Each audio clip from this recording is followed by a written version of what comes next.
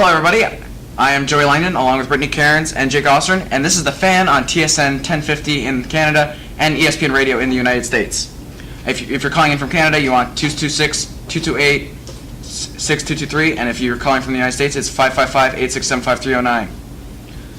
So, Brittany, the AL East is really tight this year, all the way from the Orioles to the Rays. Who do you think is going to end up taking it this year? Well, the Blue Jays are known to falter in the second half, so I don't see them sticking around for much longer. The Orioles, I think they have the potential to stay. Maybe if they pick up a starting pitcher at the trade deadline, that'd be better. The Yankees, it's all about their pitching, if they could find ways to keep their team in the ballgame. And you can never count out the Rays and the Red Sox. What about you, Jake? I have to go with the Yankees on this one. As Brittany mentioned before, the Blue Jays are a team that falters in the second half.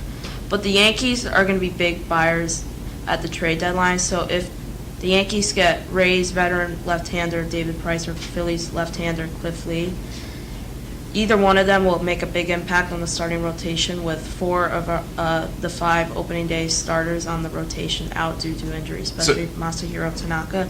And the Yankees free agent signings during the last offseason with Ellsbury, McCann, and Beltran, they provide leadership, and they're known to put some damage in. So hang on.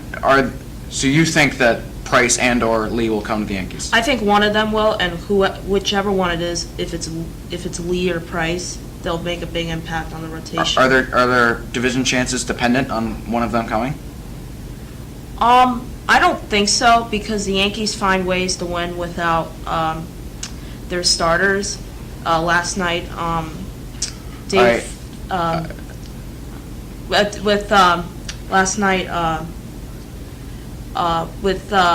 0-0 game going into the bottom of the 14th, the Yankees had so many chances, but they somehow pulled off a miracle and won 2-1 with good clutch hitting by newly acquired Chase Headley. All right.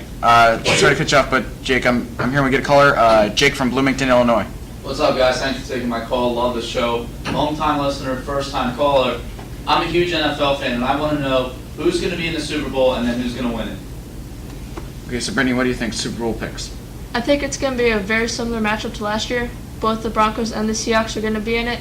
The Broncos, I think they'll still lose, even though they have a better defense with DeMarcus Ware and Peyton Manning still leading the offense with Julius Thomas and Demaryius Thomas.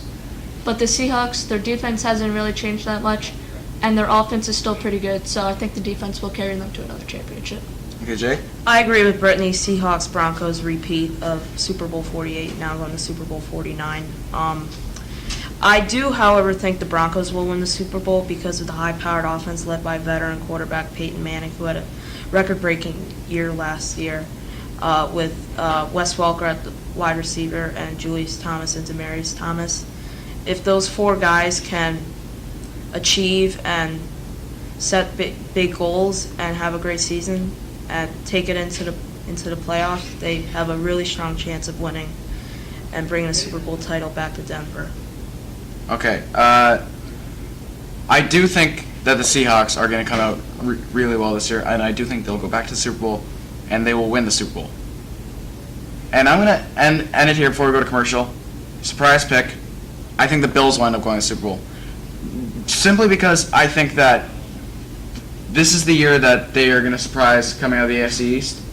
It's going to be close to them in the Pats, but I do think that the Bills will end up winning that division, and they will end up going to the Super Bowl. Thank you for not laughing this time. I'm Joey Langdon. We'll be right back.